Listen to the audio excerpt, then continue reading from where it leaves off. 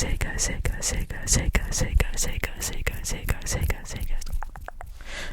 everyone. Today we are going to be doing a whisper ramble with breathy up close whispers about the royal family. So my new hyperfixation lately has been the royal family of England, the English royal family. I think I'm getting too saucy with it. And I've been learning so much that I just kind of want to talk your ear off today, if you'll allow me.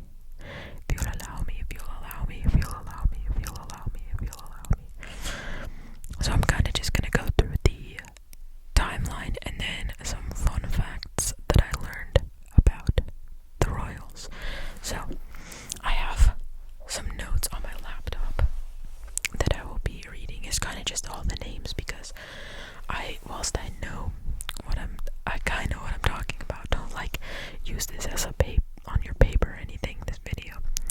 But we're gonna start out with King Edward VIII. King Edward VIII. The House of Windsor, up until this point, was under his rule. And the reason I start with him is because this is kind of where I know, I don't really know anything earlier than this, but I know, from here onwards. So, King Edward VIII, you might know of him because he was he's the last British king to abdicate, and he decided to abdicate because he was in love with an American divorcee named Wallis Simpson. And I don't remember. Okay, so he was king of the United Kingdom from 1936 until his abdication later that year, because he really didn't want to be the king if he couldn't marry his lover, his wife, Wallis Simpson. So Edward VIII was brother to King George VI, or how they say it in the Crown, the Sixth. But when his brother abdicated the throne, he had no children, and so King George VI inherited the throne. King George VI was the father of Queen Elizabeth II. So he ruled from 1936 until his death in 1952.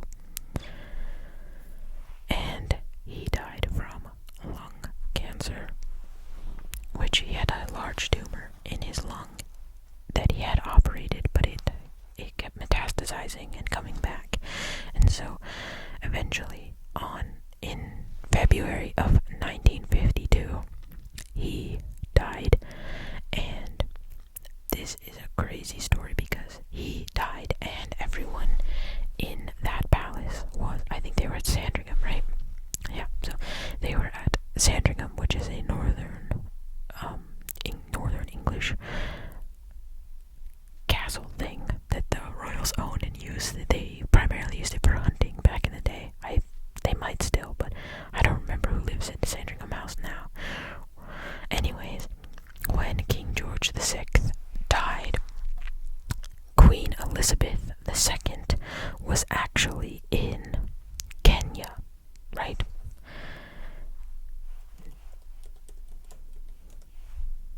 Yes, okay, they were in Kenya, her and Prince Philip.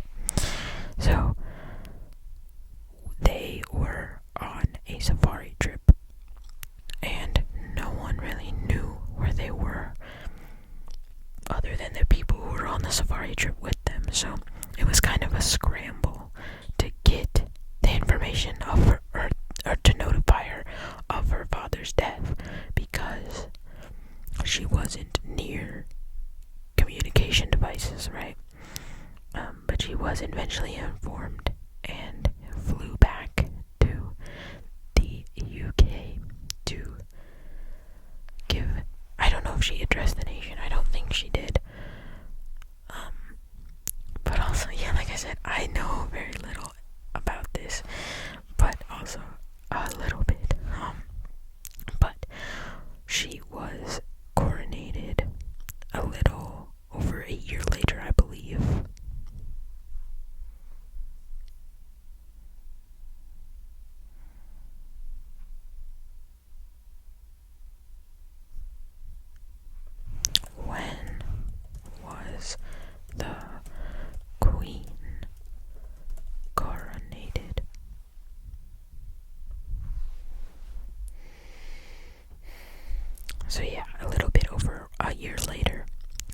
also something I found that was crazy. So when a sovereign or a monarch dies in Britain, the successor immediately becomes the king, right? So when Queen Elizabeth died in 2022,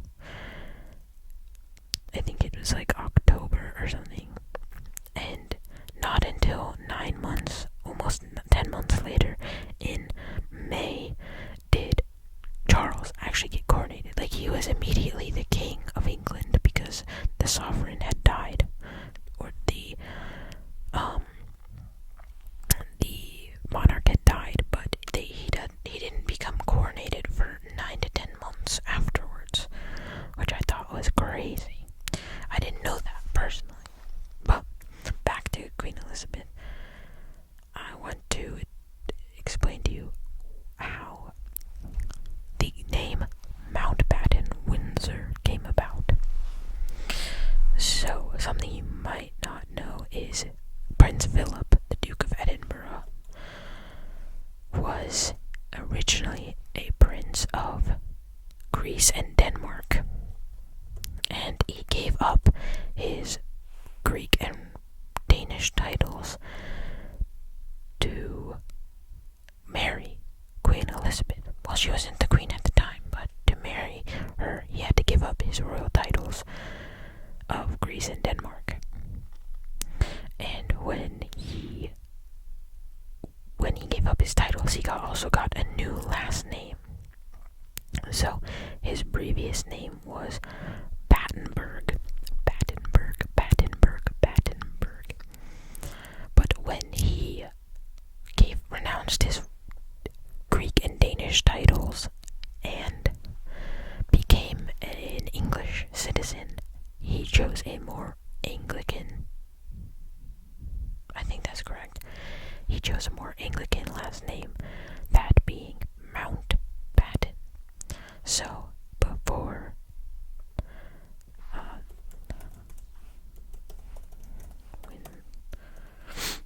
sorry, I just had to look up when it started. So, yeah, in 1917,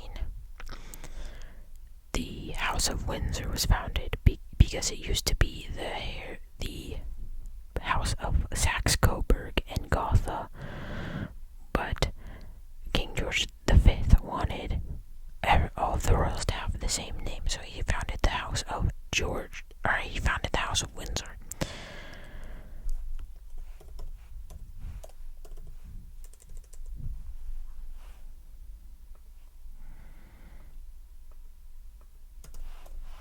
And so when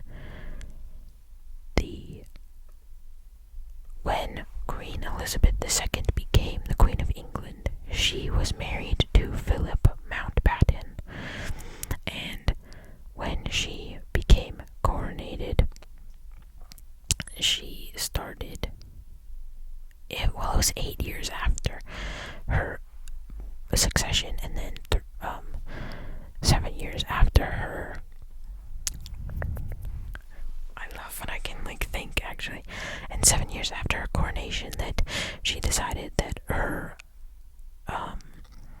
house name would be Mountbatten Windsor, to honor her husband and to honor herself as not only the queen but as a wife.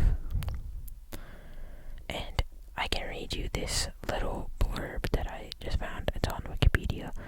Whereas on the 9th day of April 1952, I did declare in my council, in my will and pleasure, that I and my children shall be styled and known as the house and family of Windsor, and that my descendants, other than female descendants who marry, and their descendants shall bear the name of Windsor. Whereas I have given further consideration to the position of those of my descendants who will enjoy neither the style, title, or attribute of Royal Highness, nor the titular dignity of Prince, and for whom therefore the surname will be necessary, and where I have concluded that the declaration made by me on 9th day, April 1952, shall be varied in its application to such persons. Now I declare my will and pleasure that while I and my children shall continue to be styled and known as the house and family of Windsor, my descendants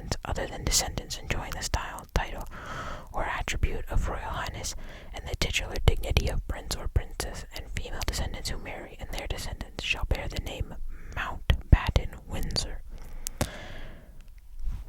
And yeah, I thought that was pretty interesting because it was almost 40 years that they were just the Windsors, but in 1960, everyone below Queen Elizabeth would be styled as Mountbatten Windsor. So, while His Majesty King Charles III does not have a last name because he is styled as His Majesty, his last name would be Mountbatten Windsor, should he ever need a last name. And I thought that was really interesting. But now we can get into the current royals. So we have His Majesty King Charles III on the throne with his wife, Queen Consort Camilla, and his heir is William, the Prince of Wales, and she will eventually be Catherine, Queen Consort, but for now she is Catherine, Princess of Wales.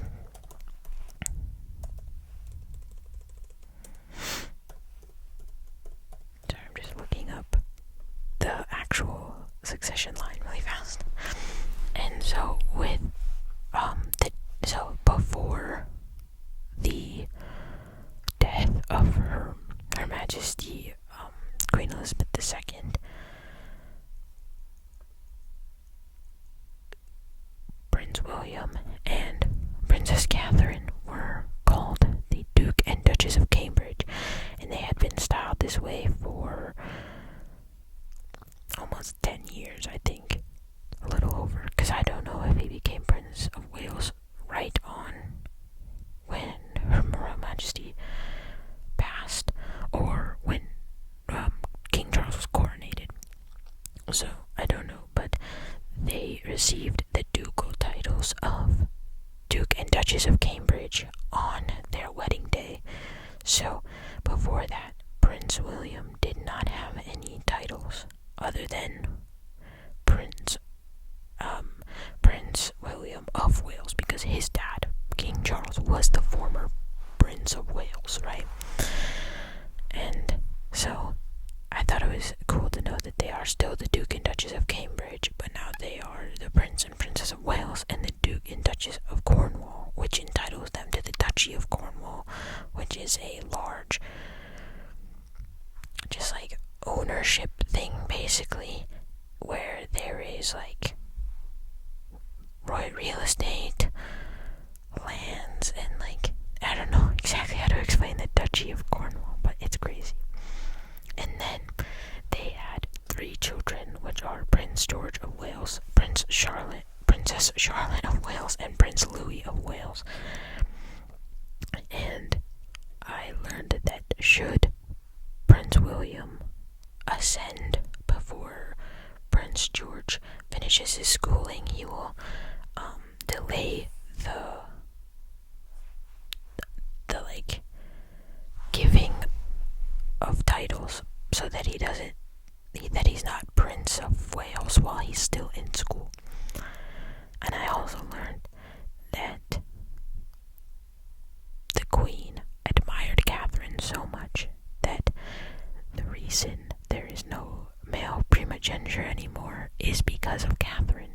Catherine was a very, very worried about her her ability to produce a male heir, because at the time when she was pregnant it was still a male primogeniture, so should she have a female child first, they would be outranked in the succession by a younger male brother. But with the change of the law in 2013, she did end up having a boy, obviously, Prince George, but later her second child was Princess Charlotte, and Princess Charlotte is the first female in the line of succession to not be lower than a younger brother, so she is still third in line, whereas her brother is fourth, versus vice versa. Louis being third, or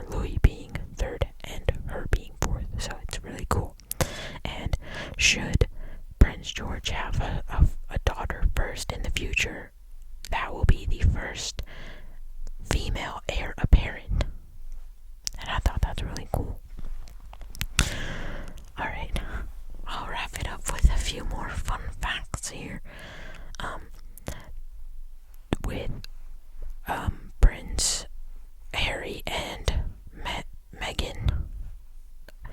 Are they just dukes? Okay, yeah.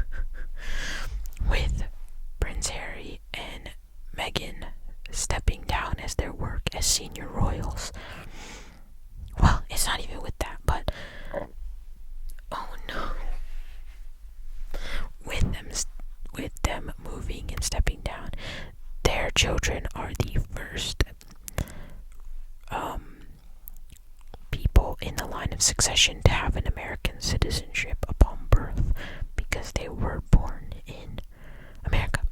So Prince Archie and Princess Lilibet are the first people in the British line of succession to be American citizens. I thought that was cool. I also learned that because when Princess Diana passed away, that the family was not in London. They were in their Scottish estate called Balmoral. That there was no flag because flags are only flown at place of residence when the monarch is there, I guess. Or it's just for Buckingham. I don't know the answer to that actually. But because they weren't there, there was no flag at half-mast for Diana, and a lot of people thought that was very disrespectful, and so this changed, and Queen Elizabeth changed the laws surrounding that as well to be able to fly a Union Jack at half-mast at Buckingham Palace without a monarch being present there. And yeah, let me know if you want to hear more about the royal family. I've just been learning so much over the past couple days that I've been really interested in telling you guys about them. But I do have to go. So let me know what you want to see for the next month.